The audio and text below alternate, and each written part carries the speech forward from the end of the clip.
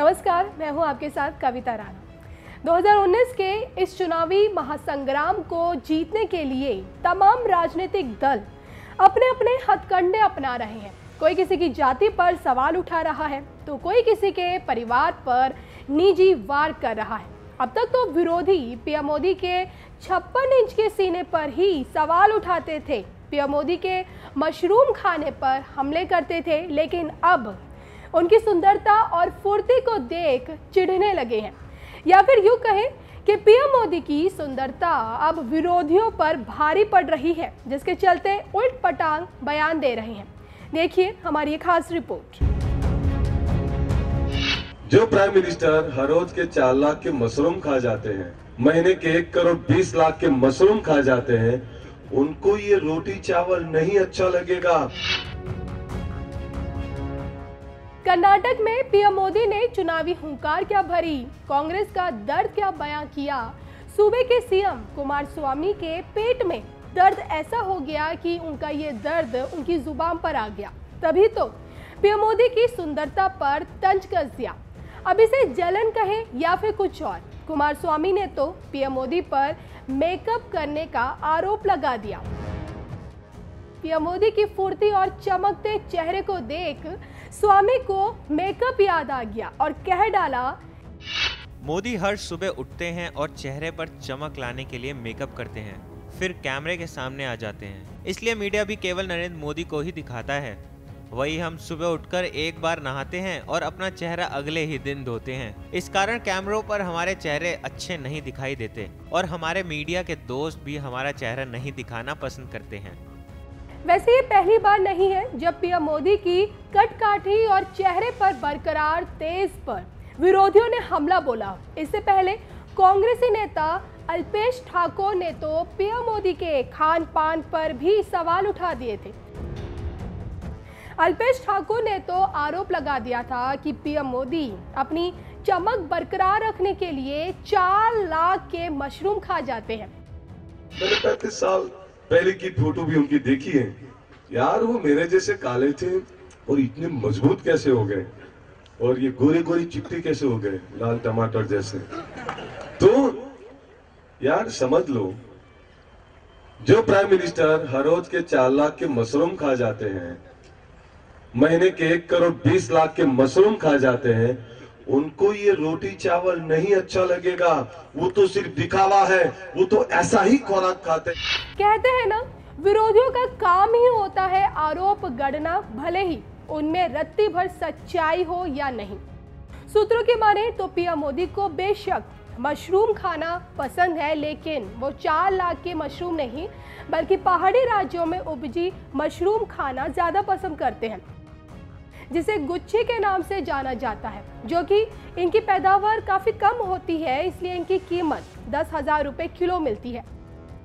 लेकिन हैरानी की बात यह है कि जिन राजनीतिक दलों को मुद्दों पर मोदी सरकार को घेरना चाहिए, वहीं सियासी योद्धा मशरूम से लेकर अब चेहरे की चमक पर पीएम मोदी पर हमला कर रहे हैं। ऐसा प्रतीत होता है कि उनकी लिस्ट में देश के मुद्दे ही गायब हो चुके हैं। तभी तो कोई पीएम मोदी के मशरूम खाने पर नजर गाड़े हुए है, तो कोई उनके चेहरे के चमक के पीछे पड़ गया है। देश और दुनिया की तमाम खबरों के लिए आप बने रहिए हमारे साथ।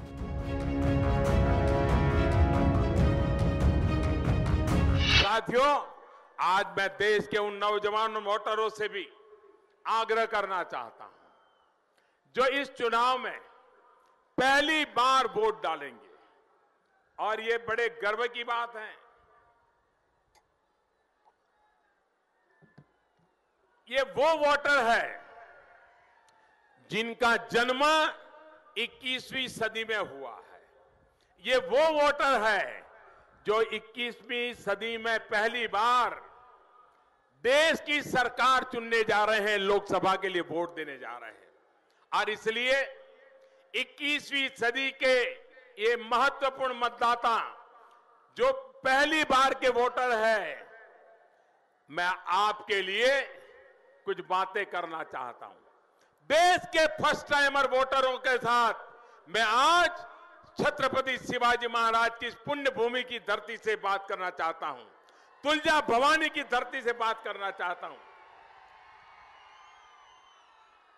मेरे फर्स्ट टाइम वोटर्स, आपने देखा होगा कि हमारे यहां कई परिवारों में देखने को मिलता है कि किसी भी बेटे या बेटी को कहीं काम मिल जाता है, नौकरी मिल जाती है, कमाई हो जाती है, और फर्स्ट टाइम जब उसको सैलरी मिलती है, अगर दुकान करता है तो पहली बार जो कमाई होती है, छोटा मोटा कोई भी कारोबार होता है, पहली जब कमाई होती है, हमारे देश में ज्यादातर बेटे बेटी क्या करते हैं, पहली कमाई खुद के लिए नहीं रखते हैं, मन में सोचते हैं कि जाकर के मां के चरणों में रखूंगा, या जाकर के अपनी कोई आराध्य देवी होगी उस मंदिर में जाकर के चढ़ा दूंगा, या अपनी छोटी बहन होगी तो पहली कमाई उसको दे दूंगा। ऐसा आज भी होता है कि नहीं होता है? ये हम पहली कमाई दे देते हैं कि नहीं देते हैं? ये देश की परंपरा है। मैं आपसे कहना चाहता हूं, मेरे देश के फर्स्ट टाइम वोटर को, आप भी संकल्प कीजिए कि पहला वोट आपका, जो आपके जीवन की ऐतिहासिक घड़ी है, आपके जीवन पर याद रहेगा कि पहला वोट कब डाला, कहां डाला, कौन सा चुनाव था, किसको डाला, ये जीवन भर याद रहने वाला है। हर किसी को पहली घटना याद रहती है। मैं जरा कहना चाहता हूं मेरे फर्स्ट टाइम वोटरों को, क्या आपका पहला वोट पाकिस्तान के बालाकोट में एयर स्ट्राइक करने वाले वीर जवानों के नाम समर्पित हो सकता है क्या? मैं मेरे फर्स्ट टाइम वोटर से कहना चाहता हूं कि आपका पहला वोट पुलवामा में जो वीर शहीद हुए, उन वीर शहीदों के नाम आपका वोट समर्पित हो सकता है क्या? मैं फर्स्ट टाइम वोटर को कहना चाहता हूं, क्या गरीब को पक्का घर मिले, इसके लिए आपका वोट समर्पित हो सकता है कि नहीं सकता है? मैं मेरे फर्स्ट टाइम वोटर को कहना चाहता हूं, किसान के खेत में पानी पहुंचे, इसके लिए आपका पहला वोट जाना चाहिए कि नहीं जाना चाहिए? मैं मेरे फर्स्ट टाइम वोटर को कहना चाहता हूं, गरीब से गरीब को आरोग्य की सेवा मिले, आयुष्मान भारत योजना सफल हो, इसके लिए आपका वोट जाना चाहिए कि नहीं जाना चाहिए? मेरे नए वोटर, मेरे फर्स्ट टाइम वोटर, आप तय कीजिए कि आप इस बार वोट सिर्फ और सिर्फ देश के लिए देंगे। आप 18 साल के हो गए, देश ने आपको बहुत कुछ दिया है। आप 18 साल के हुए, आपको समाज ने बहुत कुछ दिया है। 18 साल की जिंदगी में आपके परिवार के साथ साथ किसी शिक्षक ने आपको पढ़ाया होगा, बीमार हुए होंगे तो किसी ने आपकी बीमारी के उपचार किया होगा, आपको आर्थिक मुसीबत होगी तो किसी ने आपको आर्थिक मदद की होगी। इस उम्र को बनने में, इस जीवन को बनने में समाज ने आपको कुछ न कुछ दिया है, और इसलिए पहला वोट किसी भी गलती के बिना सिर्फ और सिर्फ देश के लिए देंगे। देश को मजबूत बनाने के लिए, देश को मजबूत बनाने के लिए, एक मजबूत सरकार बनाने के लिए दीजिए। और मैं फर्स्ट टाइम वोटर को कहता हूं, आप गर्व से कह सकेंगे, आप अगर कमल पर बटन दबाएंगे या आप धनुष तीर पर बटन दबाएंगे, आपका वोट सीधा सीधा मोदी के खाते में जाने वाला। कांग्रेस का कहना है कि वो जम्मू कश्मीर में अराजकता फैलाने वालों से बातचीत करेंगे। पाकिस्तान भी तो यही बार बार कह रहा है कि ताकि भारत इन्हीं बातों में उलझा रहे। कांग्रेस कस रही है कि हिंसा वाले इलाकों में सैनिकों को मिले विशेष अधिकार को वापस ले लेंगे। पाकिस्तान भी तो यही चाहता है, ताकि आतंक के सरपरस्तों को खुली छूट मिल जाए। कांग्रेस ने घोषणा की है कि देश को गाली देने वालों, टुकड़े टुकड़े की बातें करने वालों, उनको खुला लाइसेंस देंगे, देशद्रोह का कानून खत्म करेंगे। पाकिस्तान तो भी यही चाहती है कि भारत के खिलाफ काम करने वालों को खुली छूट मिल जाए। भाइयों और बहनों, जो लोग ऐसी बातें कर रहे हैं, उन पर विश्वास कर सकते हैं क्या? ऐसे कांग्रेस पे विश्वास कर सकते हैं क्या? उनके साथियों पर विश्वास कर सकते हैं क्या? क्या ये लोग देश को सुरक्षा दे पाएंगे क्या?